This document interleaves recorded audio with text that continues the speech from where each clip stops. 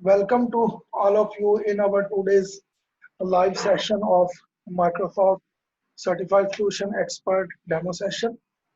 Uh, Welcome to all of you in Network Professionals, and I am your instructor Ahmed Malik.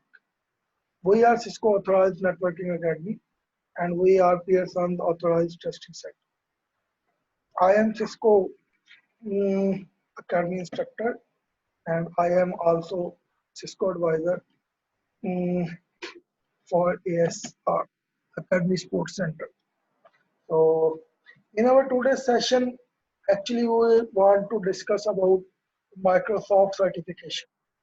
So, but before starting Microsoft certification, we must discuss about some uh, career paths, and I will recommend you to use a career path, which is mostly starting from CCNA.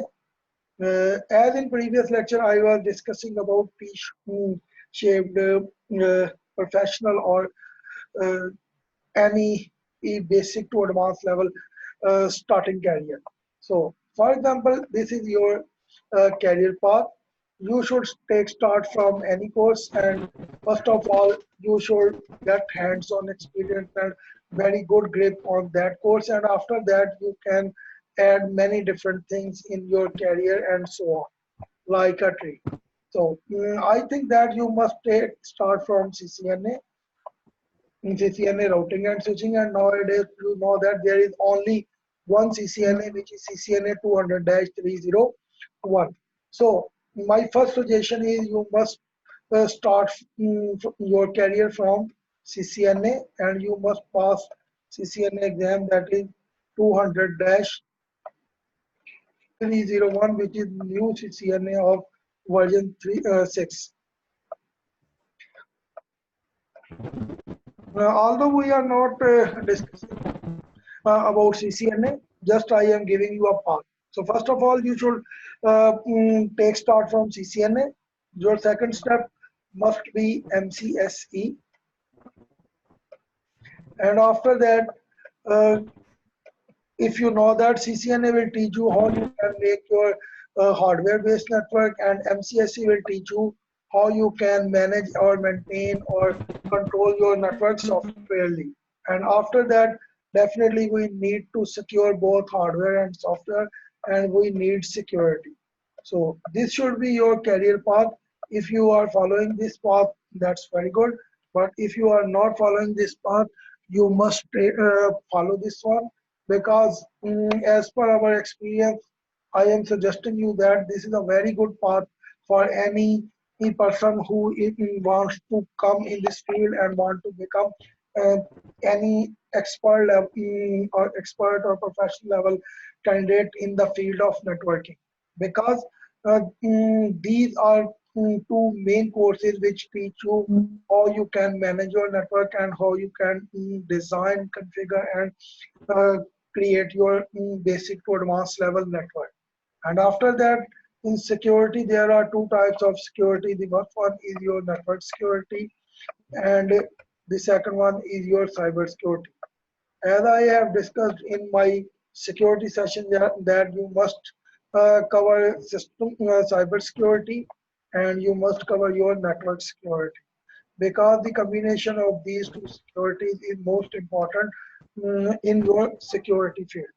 But our today's session is not about CCNA or not about security. In our today's session, we will discuss about MCSE. MCSE stands for Microsoft Certified Solution Expert. So remember that there are two levels in MCSE. The first one is your MCSA, stand for Microsoft Certified Solution Associate, and the next level is your MCSE, Microsoft Certified Solution Expert. There are four exams in MCSE. After giving your first exam, you become or you achieve a certification which is MCP, Microsoft Certified Professional MCP. But after two more exams, after total three exams, you becomes MCSA, which is your associate level. But after completing your MCSA, now there are many different paths for MCSC, like your infrastructure, cloud, database, Oracle, and so on. You can go in any field, or you can do your MCSC in any in flavor. But you must have to pass your MCSA, because MCSA is prerequisite for every type of MCSC. But our suggestion is you must take start from infrastructure. So you pass MCSE infrastructure, and if you to discuss its course or outline, or if you discuss about some uh, exam codes, first of all, I would like to tell you that about its exam codes, and after that we will discuss about its course outline. First one is your this time which certification you can do that, that is your MCSC 2016, and your exam code is 7041, 42, and 43. Sorry, 40, 41, and 42. These are three exams, and after these three exams, sorry, 42. After passing these three exams, you become MCSA, and after that you have to pass a exam which is 7 dash 70 dash uh, 744. Yes, and there is also 7 with this.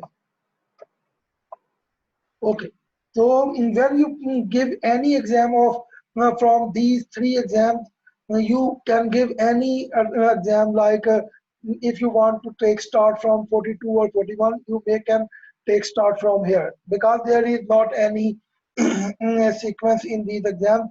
You have to pass these exams, and after the when you pass any first exam, you become MCP, Microsoft Certified Professional.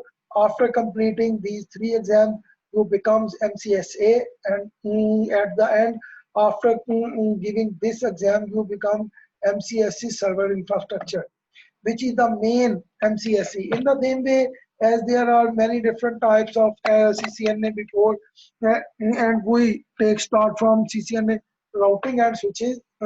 In the same way, there are multiple flavors in Microsoft, but we think that we should take start from server infrastructure, because server infrastructure is a more detailed course in MCSE. This code or this course tells us how we can establish a domain-based network, and how we can configure multiple servers in our network, and so on. So after that, you can go in any other field, but you must take start from here. If we discuss about exam questions or exam pattern, Microsoft exam fee is $80 for each exam, but you can get a discount of almost 45% on that exam, and at the end you have to pay after discount $44 per exam. When you will study with us, we will enroll you in Microsoft on the behalf of our institute, and you will get this discount. And in this way, when you will give any exam of Microsoft, your exam will be 44 instead of 80. That is your first benefit for Microsoft if you are studying with us. The second thing is about exam. In its exam, you will find mostly is 50 to 60 questions. First 15 questions are true fall, which are in these questions you have not any option, but after that 40 to 40 questions are single choice or multiple choice, or maybe drag and drop. Uh, these are so in this way you have to attempt 50 to 60 questions to pass this exam. Total marks for all exams are 1000, and you have to achieve 700 marks. Uh, you need uh, 700 marks out of 1000 marks. So as you know that in Cisco, you need 81% marks, but in Microsoft, here are slightly easy to pass exam because here you have to take 70% marks. So easily you can pass this exam. There is not an issue of which um, course we are going to teach you, and after that we will provide you latest dump files, and we will give you exam preparation and so on. In this way, you will be easily able to pass all these exams. There is not any issue. But the issue is with your qualification or with your practice or hands-on grip on this course and so on, because when you will go for any interview in any organization, definitely on the basis of these certification they will call you for interview. You will be shortlisted, but there you have to show your knowledge of this course. So that's why I think that you must have very strong grip on this course, and it's possible when you have a definitely very good course, or you have studied from any well-known or such institute whose course outline is very detailed and who is teaching you in detail. So I would also like to discuss my course outline after at the end of this session. But first of all, we would like to discuss something about this certification. This is the certification launched by Microsoft, and Microsoft started this certification in 1993. After that, continuously this certification is available in the market. With the passage of time, the name for this certification was different, like MCSE, after that MCIP, and nowadays once again MCSE. But there is not any difference between all these things, because there is just name changing. Otherwise, things inside the exam are same like. So the first thing is your Microsoft. But remember that there are two types of operating system in which you can use this certification. Actually, this course is discussing about server operating system, not about client operating system.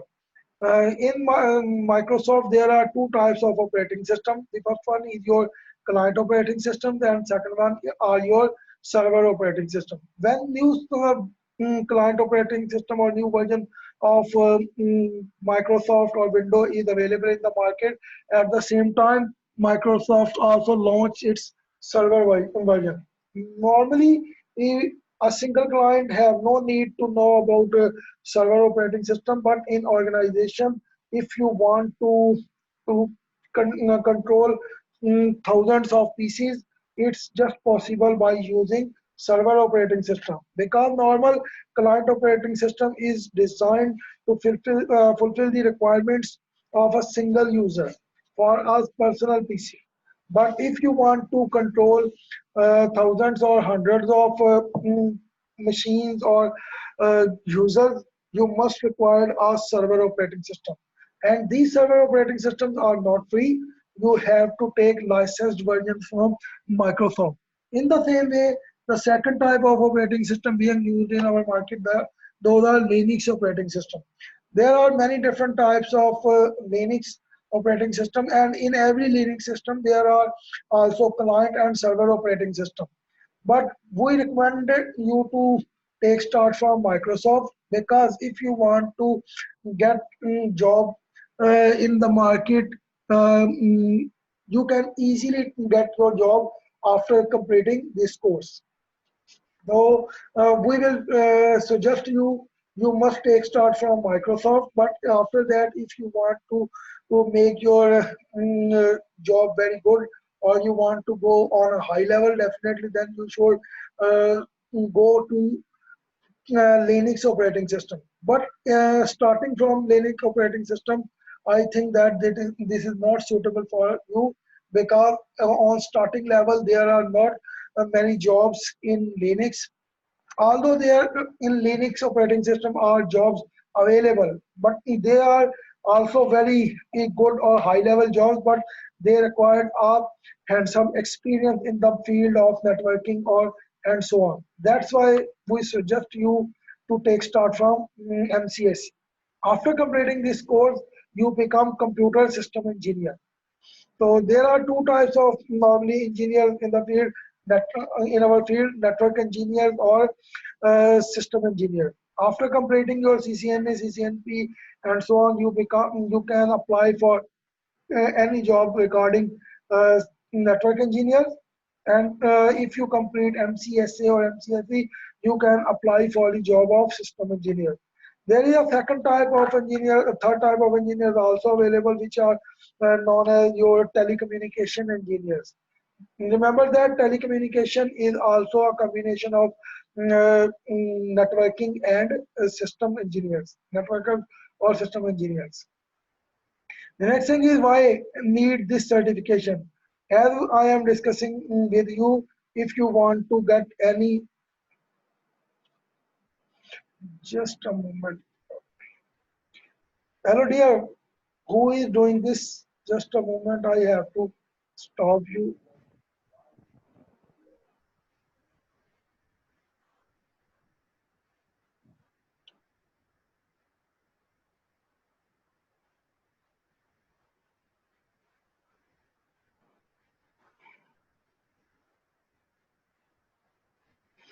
Enable editing.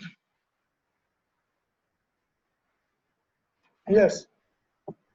So the thing is why we need MCSE. Just one moment. Yes. Okay. So why we need MCSE? We need MCSE to become system engineer simply. The next thing is demonstrate your expertise. Definitely, if you want to get become professional in the field of networking and system and so on, you must need this certification. Actually, every organization's network has two things: hardware-based network and software-based network.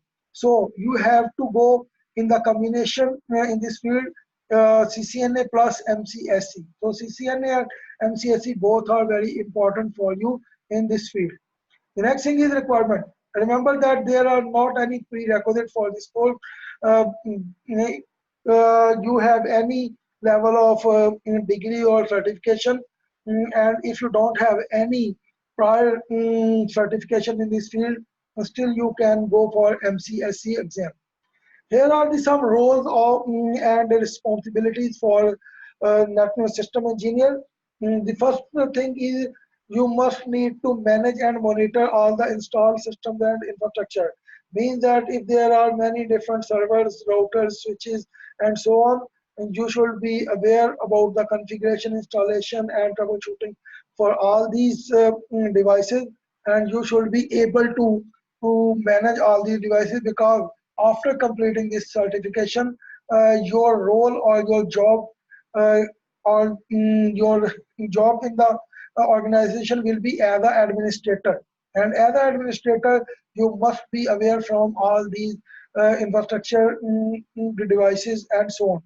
The next thing is install, configure, and test and maintain operating system, application software, and system management tools. Remember that nowadays, to fulfill the needs of a network or any organization, we have to install many different types of tools in our network. So, as a system engineer, it's your responsibility to manage all these applications or tools in your network. Proactively ensures the highest level of systems and infrastructure availability. Definitely, your knowledge level should be very good in this field.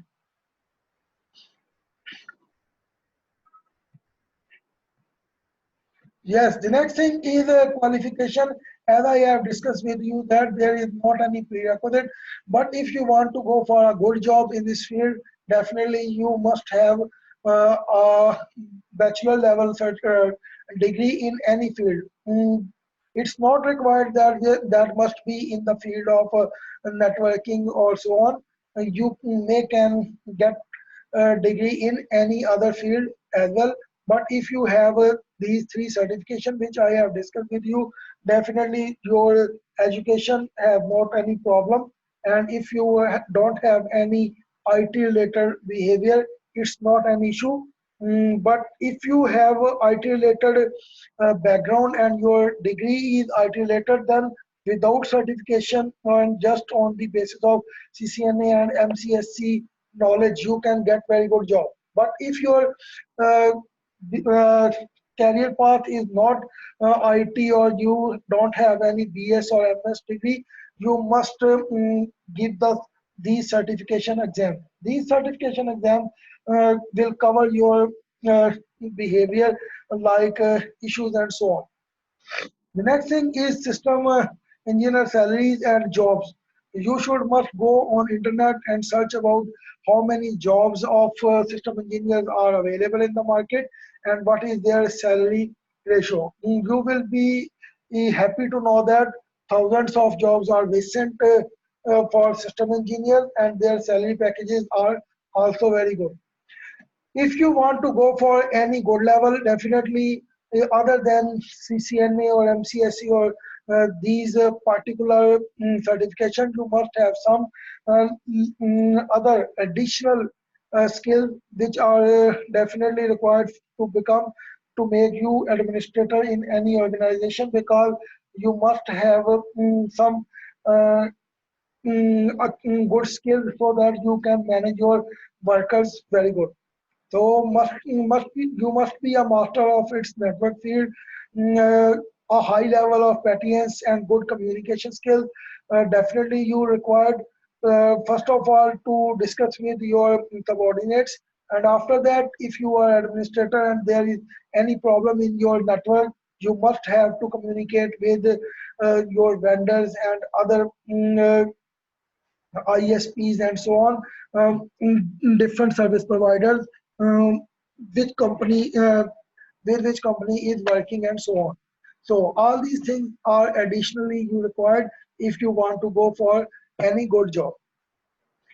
Here you can see that there are a series of exams that test a person's knowledge with the various Microsoft technologies like Windows Server, SQL Server, Exchange Server, SharePoint, System Center, and Office 365. And which one of you choose totally depends on your choice. Means there are many different flavors of MCSC, but we recommend you to take start from Windows Server.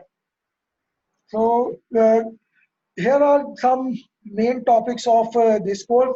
Although this is a very detailed course, and when we will start to teach you this course, we will take normally 2 months.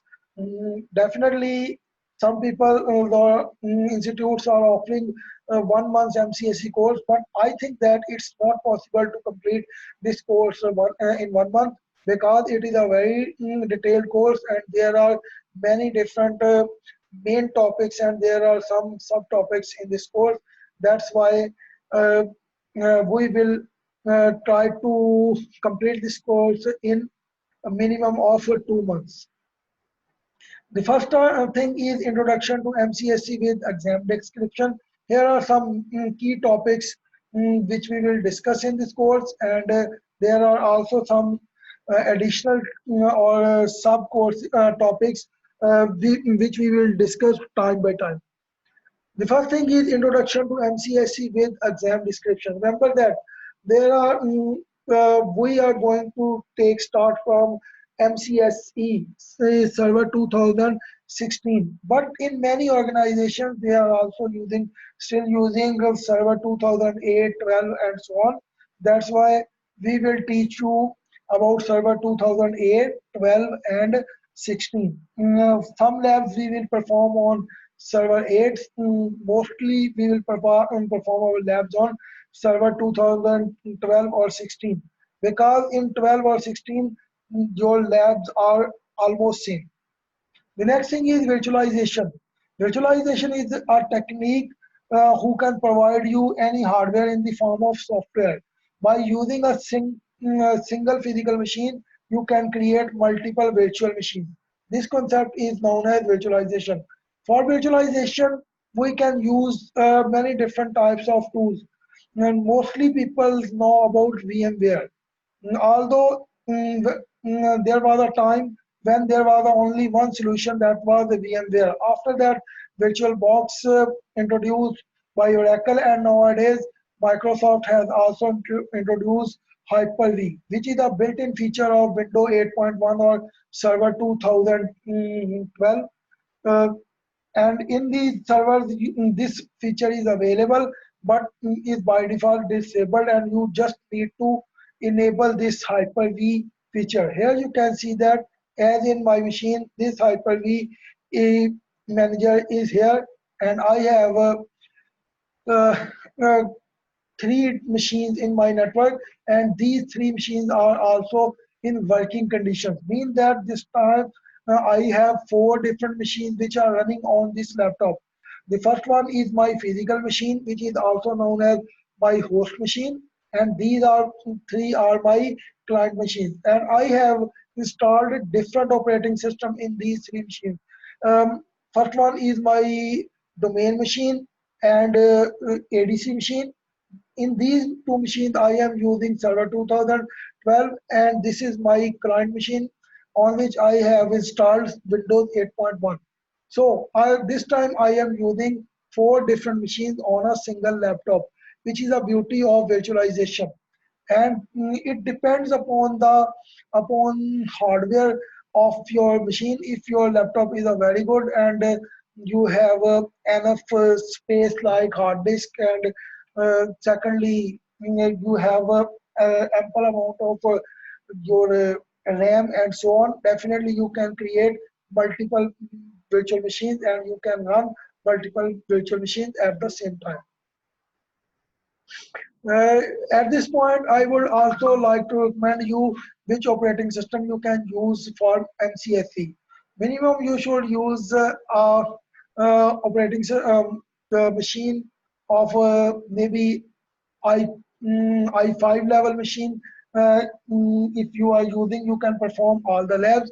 And secondly, you need ये तो होगा 8 GB ये होगा 8 GB RAM. Yes. Do you have any question? Okay. So I am discussing with you. You need minimum a machine of i5 level. Although you can use i3 machine also with a good compressor. And secondly, the second thing is you need minimum of 8 GB RAM. Because when we are creating these virtual machine in our network, we have to assign RAM to these machines separately. The next thing is your installation and management of Server 2012 and 16. Mostly, as I have told you that we will cover MCSE 2016, but we will also cover our 2008 or 12. If in any organization they are using Server 8 or 12, you don't have any problem, because we will cover this in our this course. Configuring and managing domain controller. Remember that there are two types of networks. The first one is your peer-to-peer network or workgroup-based network, which is normally used for data sharing or resource sharing.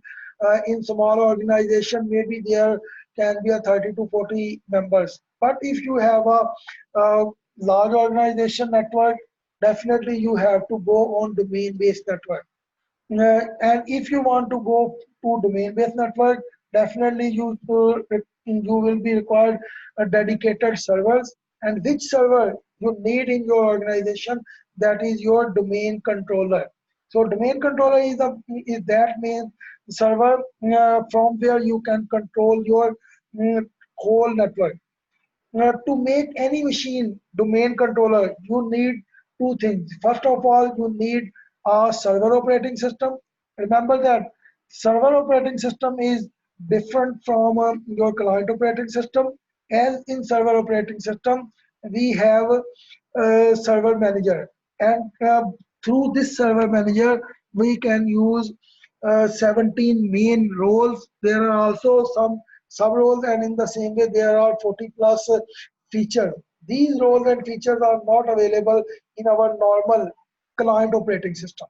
And when we are using server operating system, by using these roles and features, we can assign different roles to our machines. But first machine in this environment which we need, that is your domain controller.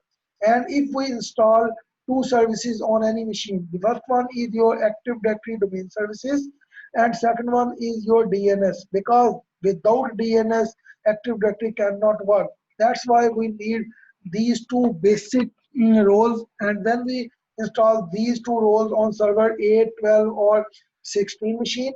That machine becomes a domain controller, and you become administrator who manage this machine, that is known as administrator. And uh, after that, remember that there you have to install many different servers like DNS, DHCP, web server, file server, the print server, WDS, and so on. All those are known as your member servers. So you can assign many different roles. And in the same way, very importantly, remember that there is only a single domain controller in your network. But if you go in any organization, they said that we are using 10 domain controllers. Remember that it's not possible more than two domain controller. Actually, all there is one domain controller and there are 9 additional domain controllers. Means the first machine on which you install Active Directory domain services and DNS role, that machine becomes domain controller. And after that, all machines in your network on which you install these role, ADDS or DNS, that machine can do work like a domain controller, but they are not domain controller. They are additional domain controller. All those are additional domain controllers. So there is only one domain controller, and other machines act as a additional domain controller, read-only domain controllers on member servers. And which role we have assigned any member server, that is that server is known by is that name. For example, if we have installed DHCP role or on any machine, that is known as DHCP server. The next thing is DNS and DHCP. These are two most important topics of your network. Without DNS and DHCP, definitely you cannot run this type of network with hundreds of or thousands of users. So you must need to install two servers in your network. The first one is your DNS server and second one is your DHCP server. And definitely, if we like to use minimum two DNS in our network and minimum two DHCP in our network, if one system goes down, so backup will remain in our network. This is used for backup or any redundancy purpose. The next thing is Active Directory component and optimization. Installing Active Directory component, Active Directory is not a big deal, but to understand and optimize or manage Active Directory is very important. The next thing is joining DCE domain controller using client or member. Remember that if there is any machine in your network who didn't join domain controller, he will not be considered the part of our network. If any machine that is a server machine or a client machine, he if he want to become the part of our network, he must join our domain controller. And when any machine joins domain controller, now he actually accepts all the policies and roles of domain controller. Without the permission of your instructor, sorry, administrator, no one can join or left our domain-based environment. The next thing is your creating user group OU. Remember that to manage any organization, you need some machine. Definitely, if you have a network, there are 100 machines. There are 1,000, for example, 1,000 workers in your machine network. You have to create separately accounts for all those users, and to manage them betterly, you will mm, divide them into different groups. There are many different types of groups which we will discuss later on. And finally, if you want to apply any policies or securities on these users or groups, you need an organizational unit. It is not a physical thing, it's a logical thing, but it is very important. As in CCNA, we use VLANs in the same way. Um, Organizational unit is a logical boundary who is used to manage our users properly. The next thing is roaming and profile and quota. Remember that every user has two types of profiles. The first one is your local profile.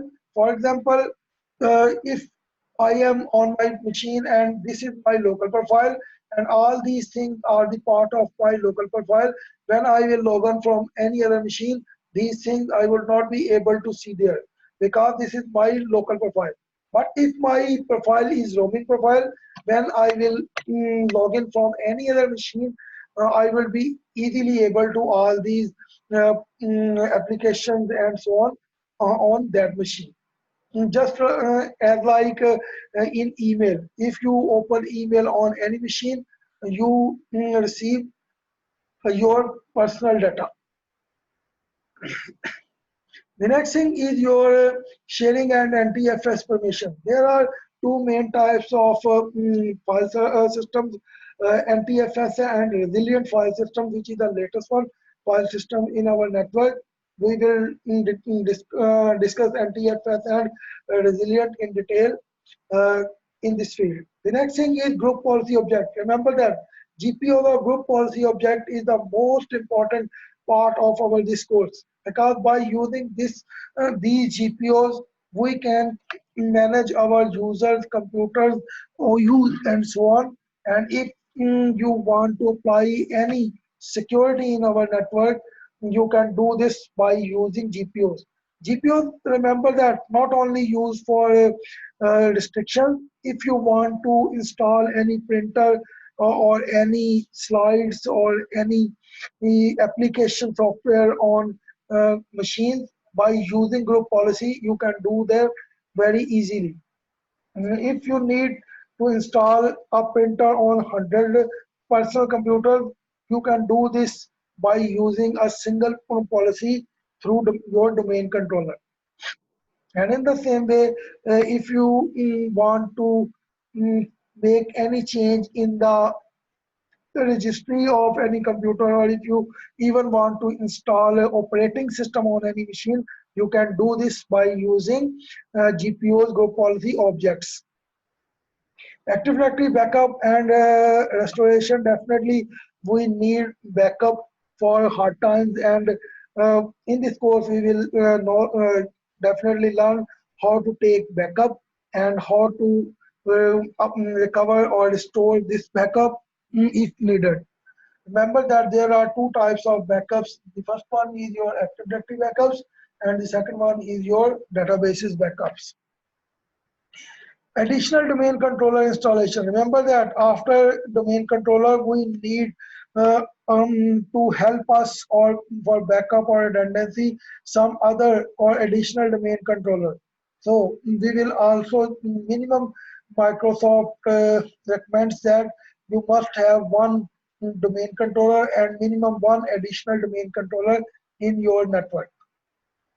Also, you can use read-only domain controller in your some branches where you don't have appointed any administrator, or if there is not a any employee who can manage your domain controller. Definitely, there you would like to use read-only domain controller. Yes, in domain controller there are some roles on which basis any machine becomes domain controller or additional domain controller, and his working is uh, divided into different parts. These are known as FISMO roles, flexible single master operations.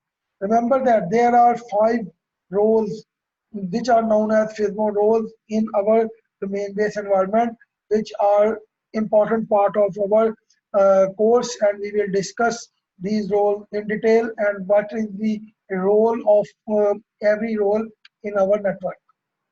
Disaster recovery means that, for example, there are two options for disaster recovery, or for two reasons we can use disaster recovery. For example, if your domain controller destroyed or fired or any other problem, or if he is stolen, in all these scenarios you can promote your any other machine domain controller, first one. And secondly, if you are using server 2012 in your network and now you want to migrate your network from 12 to 16 by using this feature, you can do this. Disaster, by using disaster recovery you can do this. You can, in this way you can upgrade your system from 8 to 12 or 12 to 16 and so on. The next thing is your file server. Remember that data is very important from any organization, and without file system there is not a single organization. For file servers we have many different protocols like NFS or DFS, and although there are some other options which we will discuss in this field, it is also a very detailed topic of a file server or and so on. The next thing is your RAID, redundant array of independent disks. There are two concepts. The first one is your, uh, as we have multiple drives in our network, we are having one physical drive and multiple logical drives. This concept is known as partition. But in organization, we need a huge space. To create a huge space, we have to join many different physical devices into one logical device, sorry, drive. This concept is known as RAID. There are many different options or special volumes which we can use when we are configuring RAID and so on. Active Directory site and services mean that if you have at this point we are discussing up to point number 19, we are discussing just about single branch. But if you have multiple branches all over the world, by using this type of network you can handle all your networks or branches from your main domain controller. The next thing is Active Directory certificate services, definitely to allow or deny any person in our network and set the role what he can do in our network and so on. We need to authenticate and so on. We need some certificate services in our network. The last thing is, the next thing is your domain and trust relationship, window deployment, WDS, WSUS, web server, print server, proxy server, 802.1x authentication. All these are the main topics of your MCSE. And in the same way, there is IPv4 and IPv6 subnetting and supernetting. Mostly red teaming, netting, we try to discuss these topics in CCNA. But if you have not done these topics in CCNA, we are ready to see all these topics in this level. So dear, it was your today's session in which I have tried to teach you something about your Microsoft based environment and your career path we discussed. And lastly, we have discussed some things about your course outline. Remember that in most of the organizations, these course outlines are not followed completely. But if you will start with us, we will give you detailed information on these topics. We will provide you uh, PowerPoint slides on every topic. We will give you a book for these topics. We will give you video lectures, and we will also perform all these topics on different servers on server 8, 12, or 16 to give you detailed or hands-on practice on this course. So thank you very much for this today's course. Now I'm going to stop your recording, and thank you very much.